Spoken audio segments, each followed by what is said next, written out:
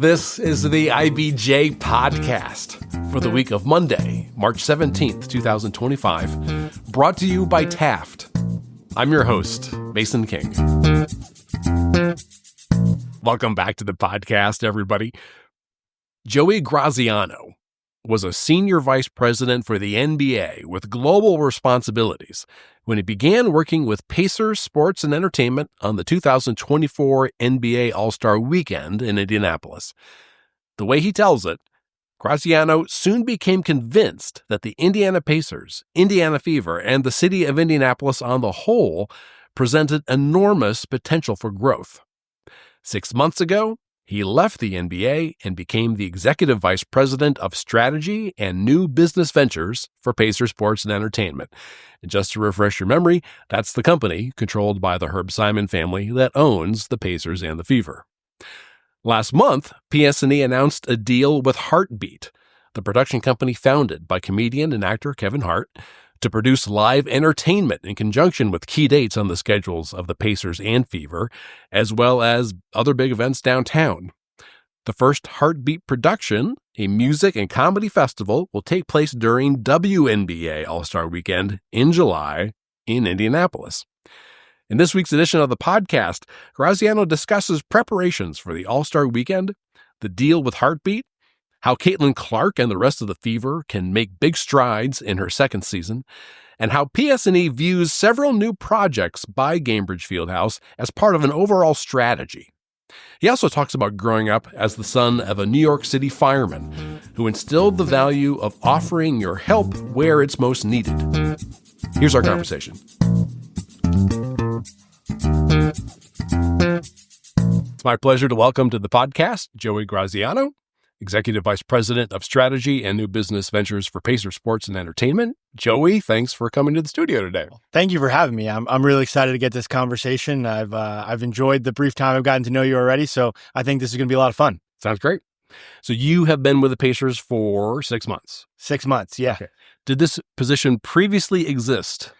It did not, although I'm sure much of the work that I'm working on has been done by others, but the actual role didn't exist prior to my arrival here. And what was great was I was part of the team that helped bring NBA All-Star to Indianapolis and then worked on that. So I had a great, 3+ years of working every day alongside the Pacers leadership to be able to think about that event, how it's going to have an impact. You get to really learn the city in that way. So making the leap didn't feel as dramatic as it may have otherwise because I knew a lot of the people, they knew me, and it's certainly been a great way to get started. Wow. So the runway for this is like 3 years to do an All-Star game? So the runway for NBA All-Star was more like 7 years, and that was in part because COVID delayed the 2021 All-Star game. That's right, because it was supposed to be earlier. That's right. But traditionally, you certainly want for these major tentpoles at least 18+ months, which makes what we're pulling off for WNBA All-Star all the more exciting.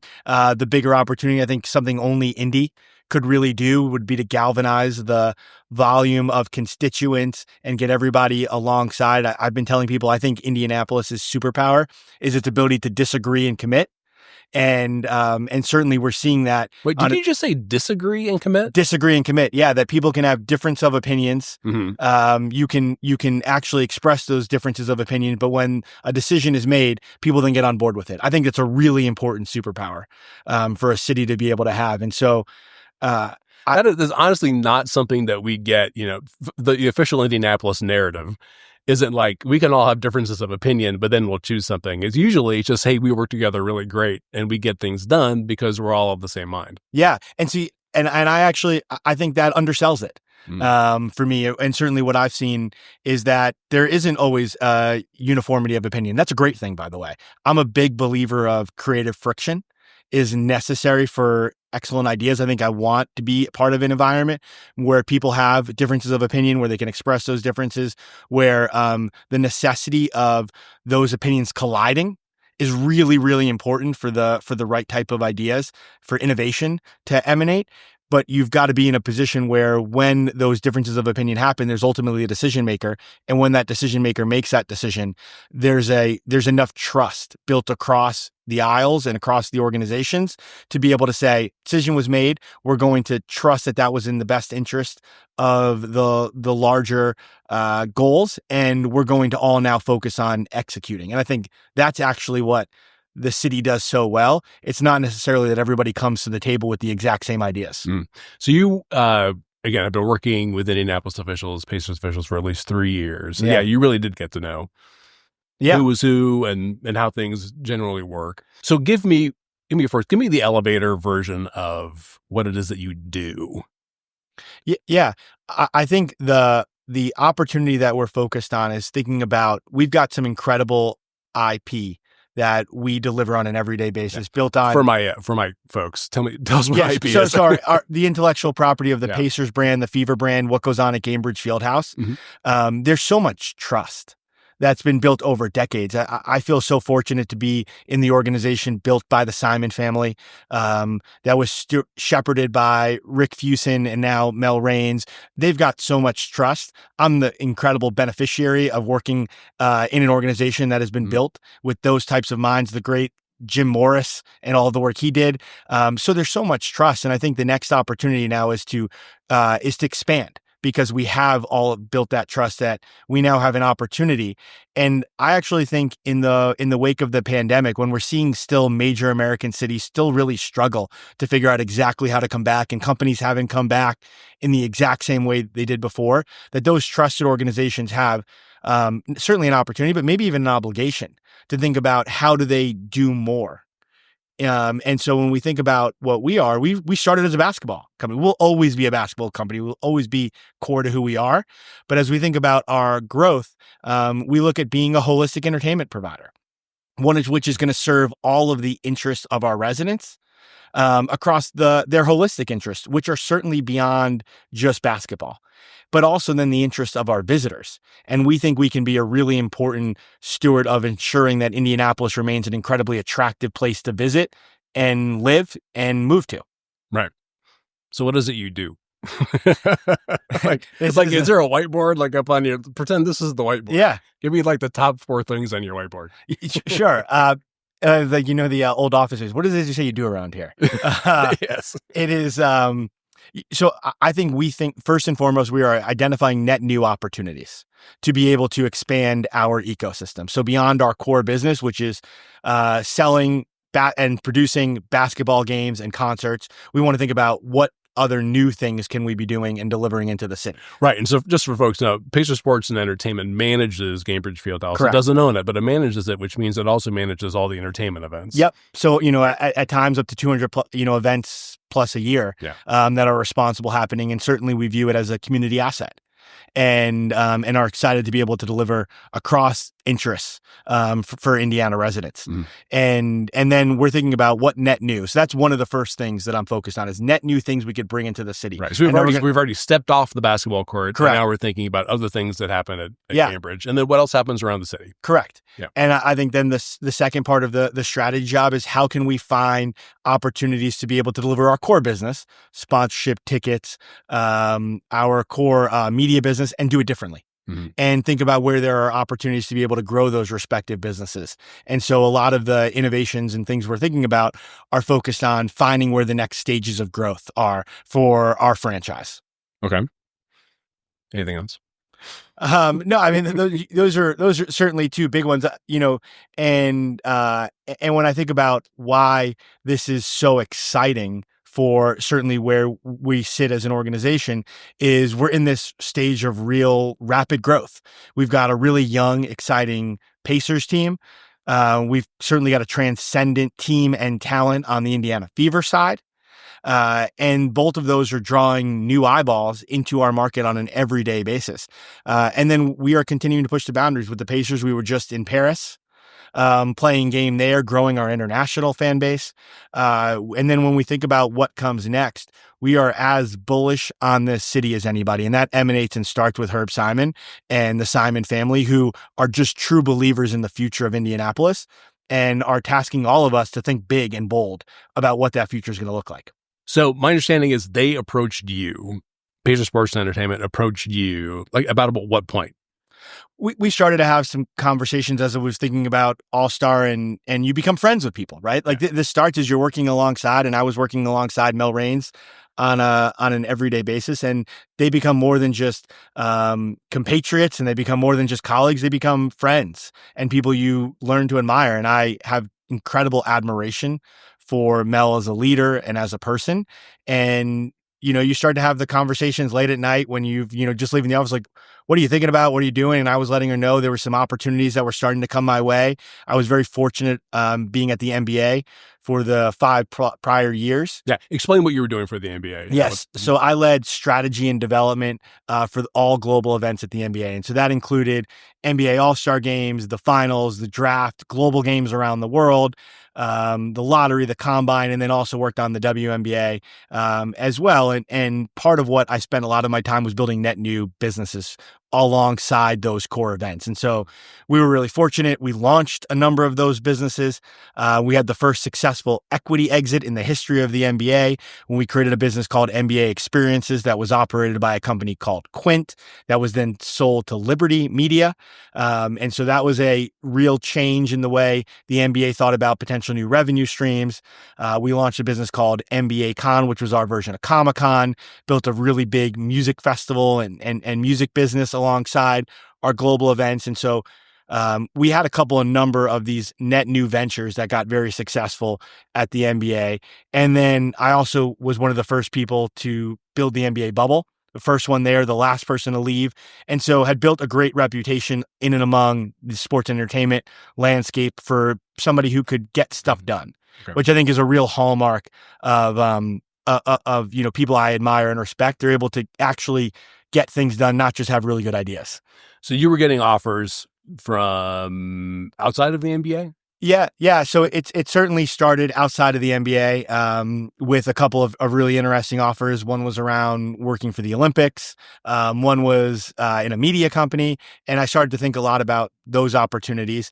And then, the great part about the NBA family is when they hear, oh, you're potentially interested. And it's a small universe still. Yeah. Then there was a number of NBA teams that had reached out asking if I was interested. And again, because I was spending a lot of my time here in Indianapolis during that same period of time, those conversations naturally started with Mel and the Pacers. And, Mel's refrain was, don't take another job without talking to me first. And I was very fortunate and feel very grateful that she was willing to have that kind of conversation with me. It certainly meant a lot. Okay, let's take a quick break to hear from our sponsor. This is the IBJ Podcast.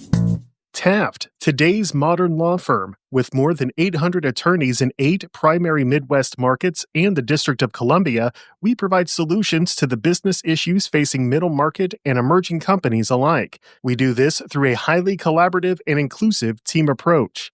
Taft, the modern law firm. To learn more, visit taftlaw.com.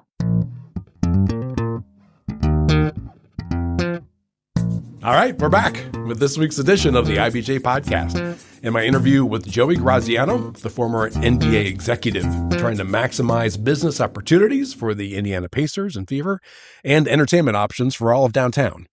Are you from New York?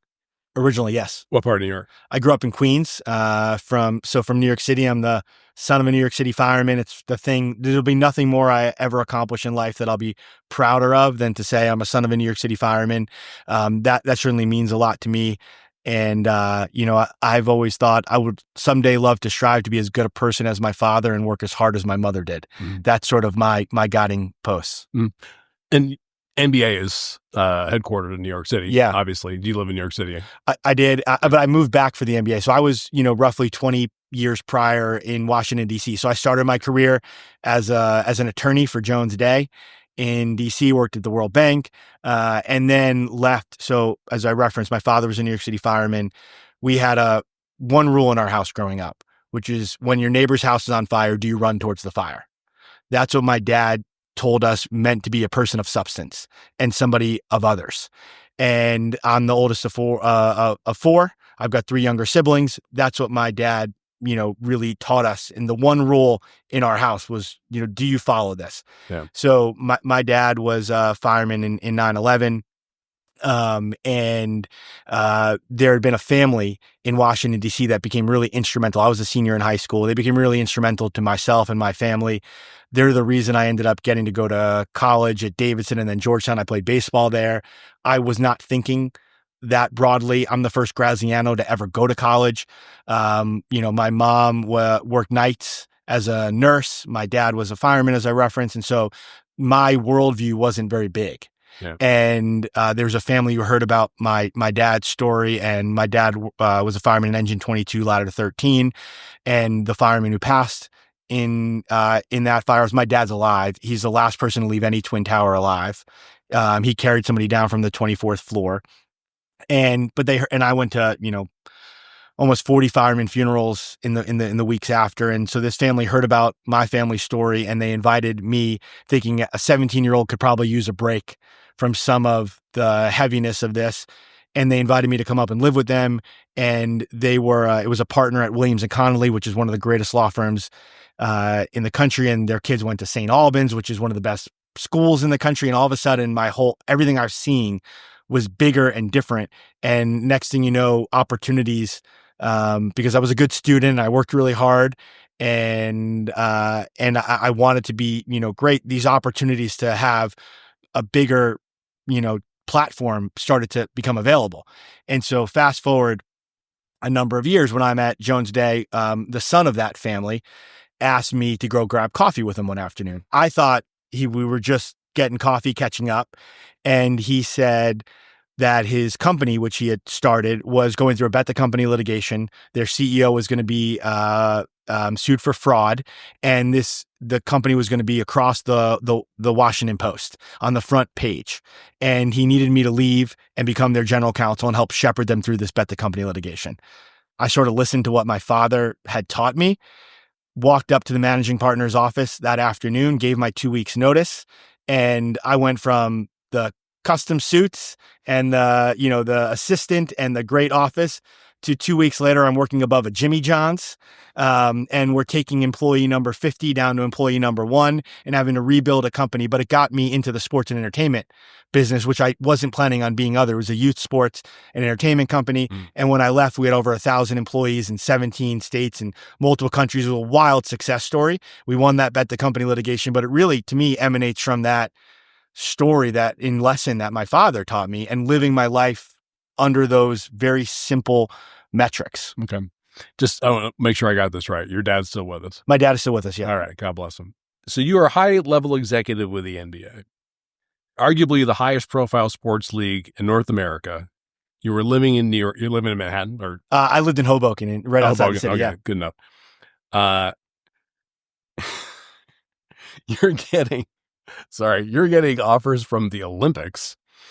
You have directed an amazing number of new revenue making opportunities for the NBA and the bubble. Mm-hmm.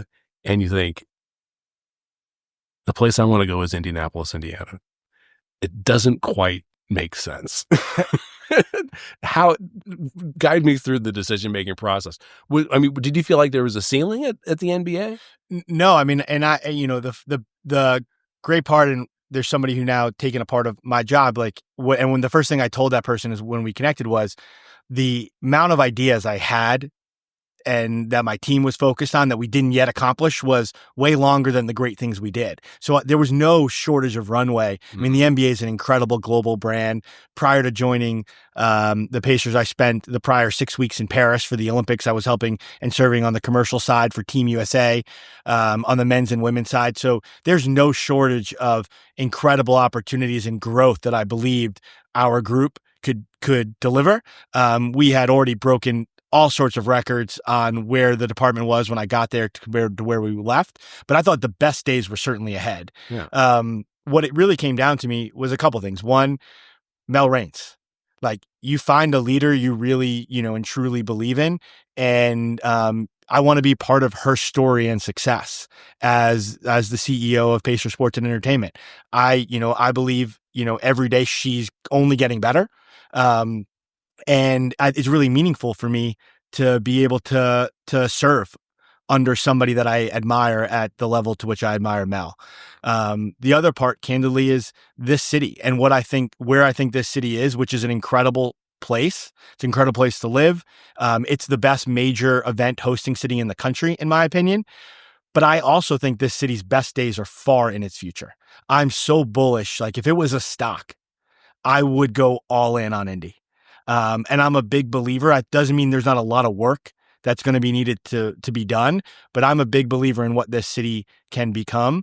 And when I was thinking about the opportunities, those the confluence of those factors, where you're seeing two transcendent teams with a player leading, the Fever that in particular is making news every day around the world, a CEO that is on the start of her journey in this new role and one in which you really believe in, and a city that you think can get things done, to your point earlier but can get big things done.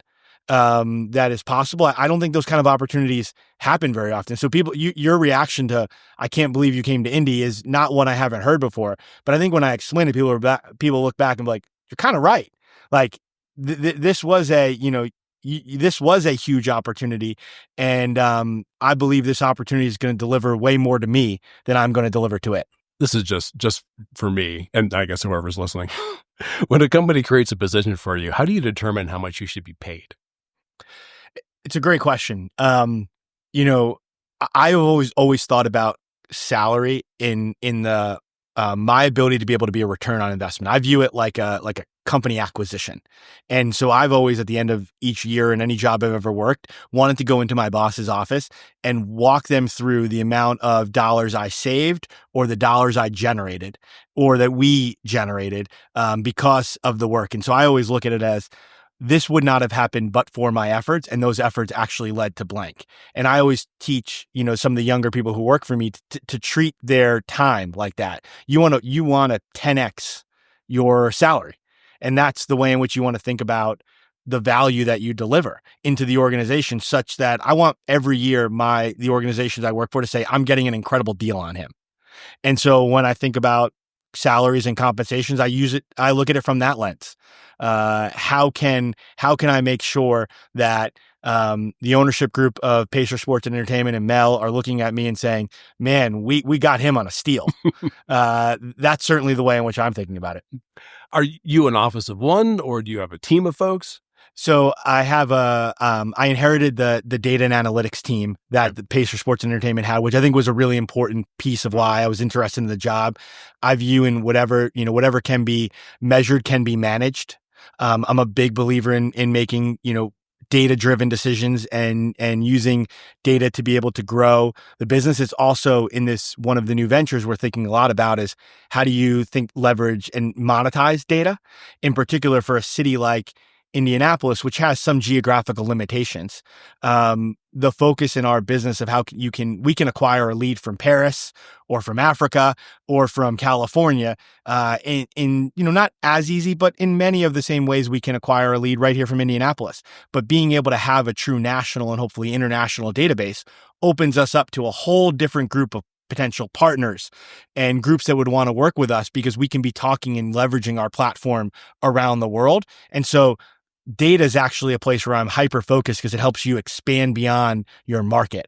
So having that team was a really important piece of this for me. It's also a great way to learn the business and learn the organization. And then I happened to bring my number two from the NBA with me. She came along from New York, and she is the star of the team. She's a Stanford grad, just absolutely brilliant, previous Microsoft. Every day I work alongside her, I get smarter because she pushes me and asks really hard questions and sees things from a different angle. We're a great team, but I have told Mel this, that at the end of the day, when you look at this sort of free agent acquisition, she's going to be the star of the show. You were going to say, yeah, it was nice we had him. But the real sort of unlock for our organization was Kenzie Inman, and getting Kenzie to join and come alongside. And my legacy here will be the fact that I convinced her to come alongside with me. Okay. Well, you're a good boss for praising your employees. No, it's not, again, any success I have is because of the people who work with me, and so I would not have had any of the success without her. It's just a statement. Well, if she's coming, then maybe I'm sold on the whole idea. Exactly right. Yeah. So Pacer Sports Entertainment is a parent company for both the Pacers and the Indiana Fever. How much of your interest in Indianapolis potential is related specifically to Caitlin Clark? It would be impossible not to have and feel like you're living at the front end of an incredible moment. What Caitlin Clark has done to the WNBA fandom and to interest in and around the game can't be overstated. So it would be impossible to say that I'm not that she's not playing a big role in part of why I'm so excited about the opportunities. And, I think there's great ways to work together to help her achieve her goals. So we're really excited. And obviously Kelly Kroskoff and Amber Cox on the basketball side have put together an incredible basketball team. So I'm equally as excited as about the team that they've put together this year, which I think is going to be one you're not going to want to play. And that's going to be really exciting, an incredible personality. So I'm as excited to work with all of those players, but I do think we are in a transformative moment for women's sports. And that's what I'm most excited about, is being a part of that, feeling like I can play a small role in serving those interests. It's a long time coming. I'm proud to be at the moment we're at, but don't believe we're finished. And watching something as simple as seeing what the ratings are for the NCAA conference tournaments on the women's side and seeing that even without Caitlin, they've been really strong. That's a great statement for women's basketball.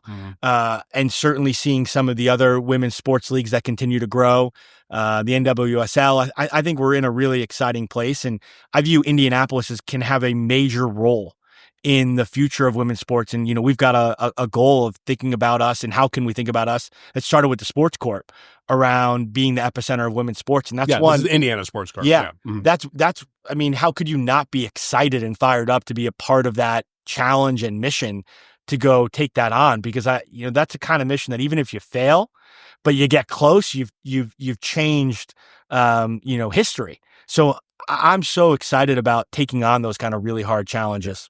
So in 1 year, as we saw, Caitlin to a large degree, but also, just the quality of the league in general. Yeah. Just blew the cover off of sort of the accepted idea of what the WNBA was going to be. Revenue skyrocketed, attendance skyrocketed, viewership hit a whole new level. Now, you strike me as a guy who's looking ahead. How much farther can this go? Yeah. And especially for Caitlin, this in terms of a cultural and economic presence. Where is her ceiling? I think you start by actually looking backwards. And I look at I was fortunate working at the NBA and WNBA league offices. You get to see some of the people who were there from day one. I spend now time with Kelly Kroskoff on a almost daily basis there from day one. So you recognize to start that this has been 2+ decades of effort and energy and ingenuity to get to the place we are today. That's what actually gives me the most hope for the growth for the future, is because this isn't some flash in the pan. This has been years of sweat and sacrifice to build this property to a point now where the interest that it is generating is more than deserved. The quality of the product is exceptional. And it was the market that needed to catch up to where the product was. That's a great place to be in from a designer, from a business leader. And now when we think about where this can go, I look at, why doesn't it rival the NBA? Right? When you think about franchise value. So you ask me, where do I think this is going? Yeah. Half the population is female. So I would believe that the growth is the trajectory of the NBA, and the NBA just has a 50+ year additional head start. And I was there when we celebrated the 75th anniversary of the league, and a lot of the stories when you're around the room was on tape delayed NBA finals, and players who didn't have storytelling rights, and they weren't able to get free agency, and all of the hardships of players that had to sacrifice to get the NBA to where it is. And they had to do it through much higher time, no social media, no ability to directly communicate to the fans. We now have all those tools. So my hope is it doesn't take 50 years still to catch up to where the NBA is today, because we've got so many tools now at our disposal to expedite the growth. Mm. As you mentioned, the WNBA All-Star Game is going to be in Indianapolis in July. Is that correct? Yep, in July. Okay. What is your level of involvement in planning the All-Star Game? Certainly, I was part of the small team that helped, think that Indianapolis was the right type of host. And, I was very fortunate when having the conversation with Mel when I was still at the league office that, this is the type of city that could run quickly.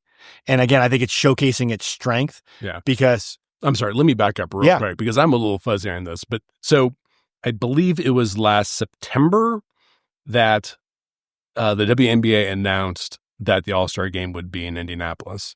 So yeah, so when you talk about having like a compressed period of time to do this, that's what you're talking about. Yeah. Doesn't that thing? I mean, like we're talking about with the NBA All-Star Game. I mean, the runway is years. Yep. How did that happen? That this Indianapolis kind of jumped into that spot with whatever. I mean, 9 months to go.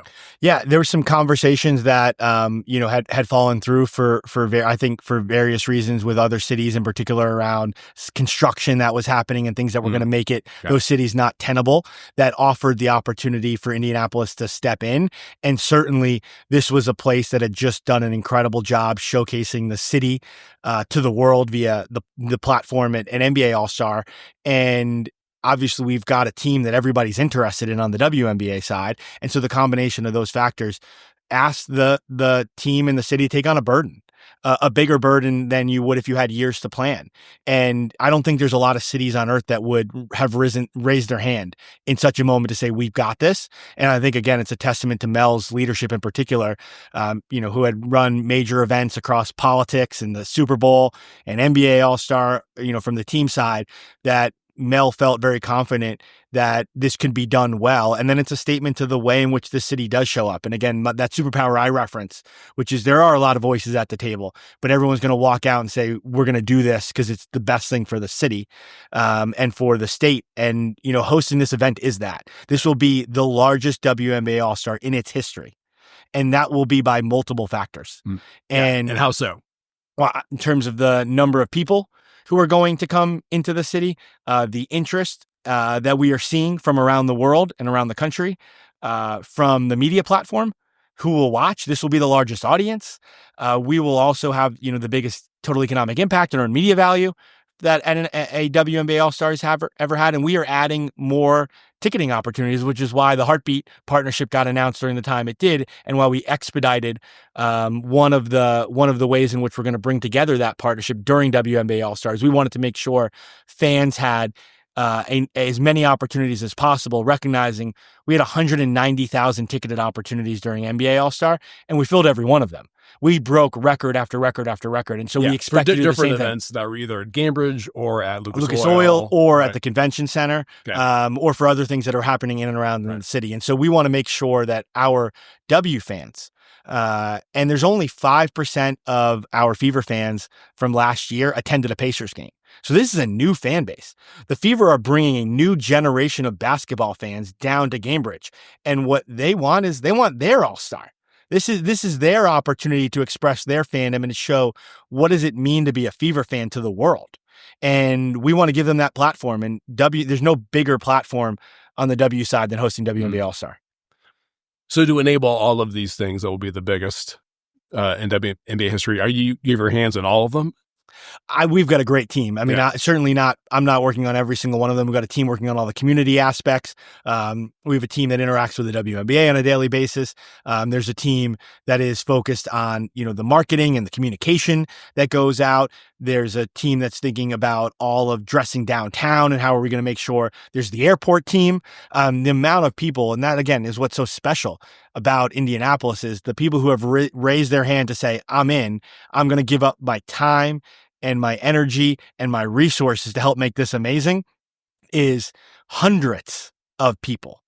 And that's what makes Indianapolis such a great host, is that infrastructure exists in this city to where all of those people can plug back in. It's why when the WWE was here, set records. It's why when the swimming events over the summer were here, set records, did things differently. It's because this infrastructure exists for hosting major events, and you have people coming together from the corporate community, from the community, from across industry, coming together to say, let's put on this event. And so I certainly am excited about some of the ideas we're putting forward, but there's a lot of people whose hands are working on this event.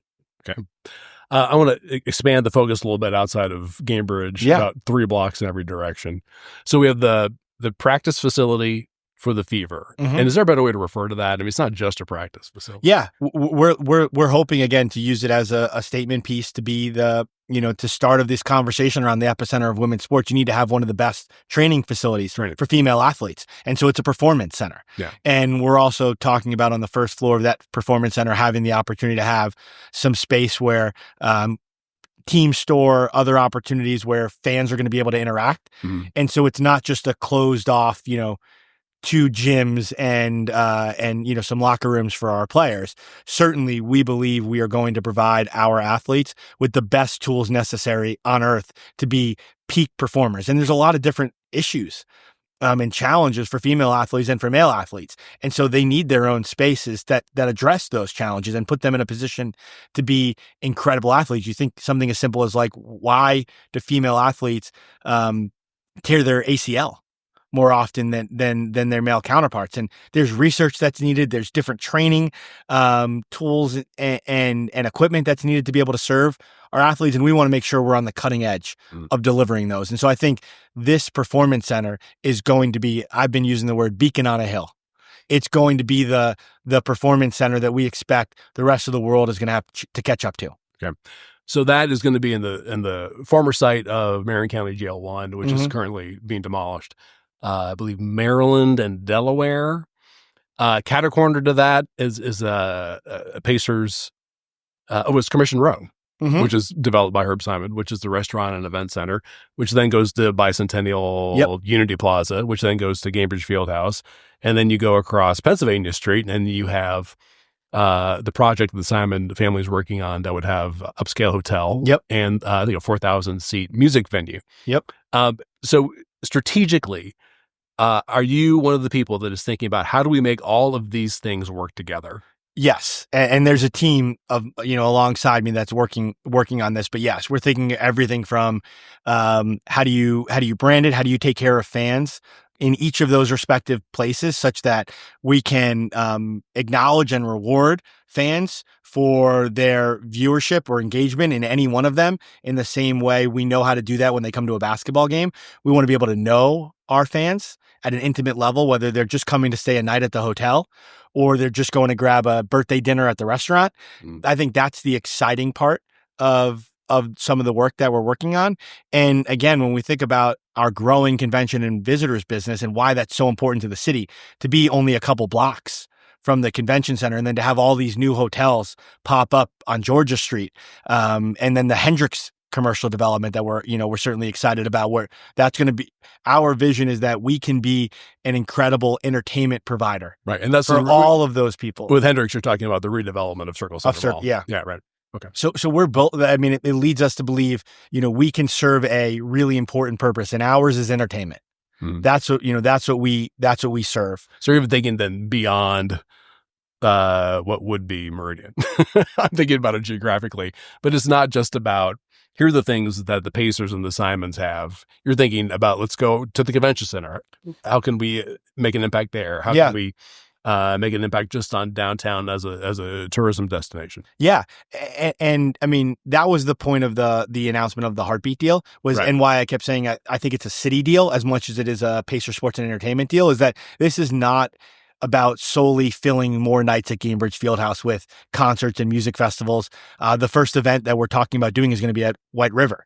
And so, we are looking for... Is that the music and comedy festival? Yeah, at Everwise, yeah. During the WNBA All-Star game. So that wouldn't be at Gainbridge. That would be at the TCU amphitheater. Yeah. So certainly, like, that's our first event is not within our own footprint. Yeah. And on purpose.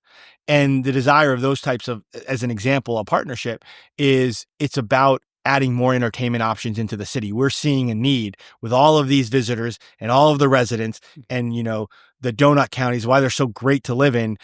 We're seeing a need that we need more entertainment options, and we want to be able to provide premium alternatives that, again, scan the interests of our fans. And, people are not monolithic. We have a diversity of our interest. And so if you want to be the type of provider that meets those needs, you got to be able to have an offering that scans all of those interests. And so we're focused on thinking about the things that are going to do that.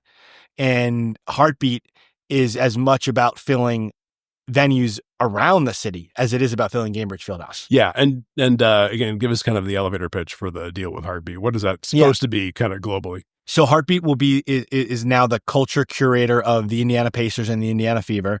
And as part of that, the focus of it is to bring net new entertainment options into the city during some of our most important weekends. And that could end up becoming, Indy 500 or one of the big convention and visitors weekends, or WNBA All-Stars, our first event we'll do.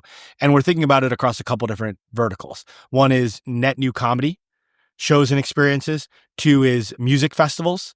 I'm a big believer that downtown lays out perfectly for a music festival. And, you think about the traditional music festivals that exist.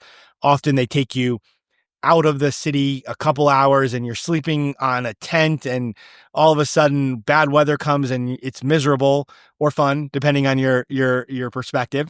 And I think the modern fan wants to stay at the JW and walk 3 blocks and get to see that great music. And I think our city lays out perfectly for a music festival, in large part because some of the biggest acts could also perform indoors between Lucas Oil and Gainbridge Fieldhouse and the convention center. And then you could have many of the unique festival elements actually as the connective tissue between those cities. So we're super bullish on a concept like that. We got to start small, but we do believe in the growth of that. And then scripted content is going to be a big part of this Hartbeat. We don't really in Indianapolis have a big content and production industry. It's not like we're Hollywood.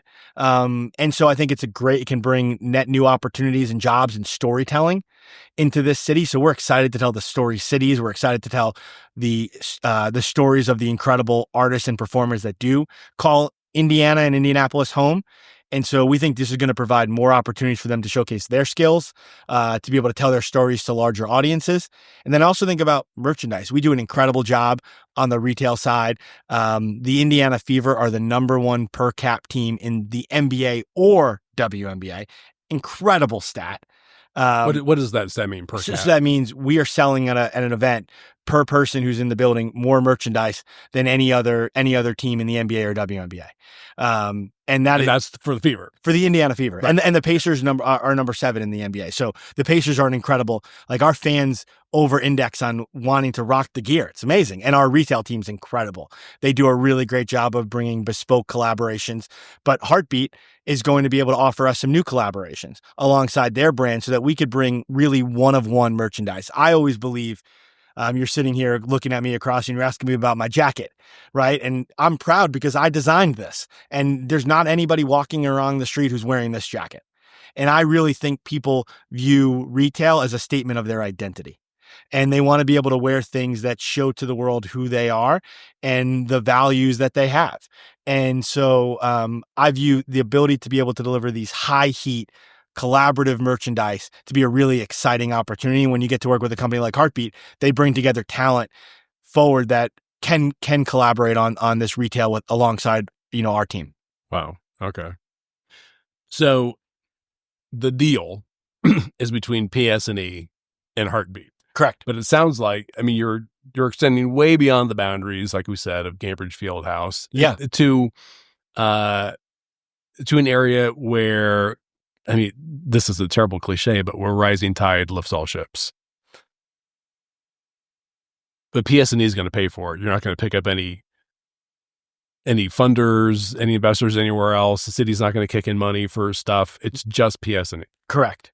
We're certainly not out in the market. And I think, where we hope is that over time, it's Hartbeat's going to be investing millions of dollars into the city and renting venues and identifying spaces and hiring talent and showcasing that talent. And, we certainly are and believe in this type of opportunity to partner alongside one of the leading production companies in the world to be able to add more. And people when they ask me, I think this is an incredible entertainment destination. So much more that I want to do more. Right? Like that's my belief of how I think about Indianapolis is I believe this community is hungry for more. And we want to be part of the solution that is delivering more. And Hartbeat believes the same. And, where this conversation started with Hartbeat was a couple of years ago when I was launching a business called NBA Con. We were talking to them about how they could get involved and we were launching in Las Vegas and how they could get involved. And we were sitting around and I was talking about, what if we had a city? What if we could be the group that brought entertainment into a city and been really one of the thought leaders. And we think there's obviously a lot of room at the table for a lot of people, but if we could really play a big role in having a city as our canvas, as our art gallery. And when I got here to Indianapolis, they were one of my first calls. So I'm like, I think we now have a city. And could we think about Indianapolis as that city that we can play an outsized role in its entertainment options? Yeah. And this is partially just a product of how downtown lays out. It's a grid. You have big venues on the east side and on the west side of downtown, which, is maybe 4 square miles or something. Yeah. Pretty small. I mean, it's manageable. And so, unlike some other cities where, to go to the entertainment facilities, you need to go to the suburbs. Agreed. Mm-hmm. Well, and also what else is happening in Indianapolis? I mean, we haven't yet talked about, one of the biggest changes that I think is going to be incredible is you've got Purdue and IU both investing significant dollars, where collectively there'll be 10,000 plus college students downtown walking around. And those students want to be entertained. They want to feel safe and they want obviously incredible educations and they want to see their boss living and they want to know their future jobs, but they also want to be entertained. And so that's also part of this as well, is that Hartbeat can, and we see our young fans, they over-index on experiential. So we're seeing that across the board from all of the data that we see is that our younger millennial Gen Z, fans, they over-index on experiential over physical products. And so that's also another reason to be really bullish on the entertainment ecosystem in Indianapolis is the rise and growth of both of those universities into downtown. Gotcha. So the first event will be on WNBA All-Star Weekend. Yep. Is there anything to say about beyond that particular event? Yeah, no, we're excited. We're probably around 30 days away from announcing it and putting a ticket on sales, but we're working every day to bring together a talent lineup that is going to be unlike anything seen before. So we're excited about that, what it is, and we're going to announce it and do a big. Hopefully, you'll bring me back on maybe, and we could talk a little bit about the actual lineup and why that music festival is and comedy festival, because we're going to combine comedy during the day and music at night. So really bring together the full suite of offerings. Why we think it's going to be a great way to experience WNBA All-Star Weekend. Okay. Well, it sounds like you have a lot going on. We got a little bit going on. We certainly have a little bit. No 2 days are the same right now. I probably should let you get back to work. Thank you so much for laying this all out for me. Well, I appreciate it. My thanks again to Joey Graziano. And folks, before you get on with the rest of your week, there are a few stories in this week's edition of the IBJ I want to draw to your attention. First up, the new Cadillac Formula One team that will be headquartered in Fishers could bring with it more high-tech companies to take root in the city that has made the business of technology a focus for more than a decade. Also in this week's paper, Susan Orr details dozens of lawsuits filed against a pair of brothers involving more than 200 residential properties around Indianapolis. And Daniel Bradley explains how Noblesville officials are trying to make the city's downtown more pedestrian-friendly. And again, you can find these stories in the latest print edition of IBJ or online at ibj.com. I will say it is quite a bit easier to access all of the local latest business news and all of IBJ's data on Central Indiana's business, community, and economy if you're a subscriber.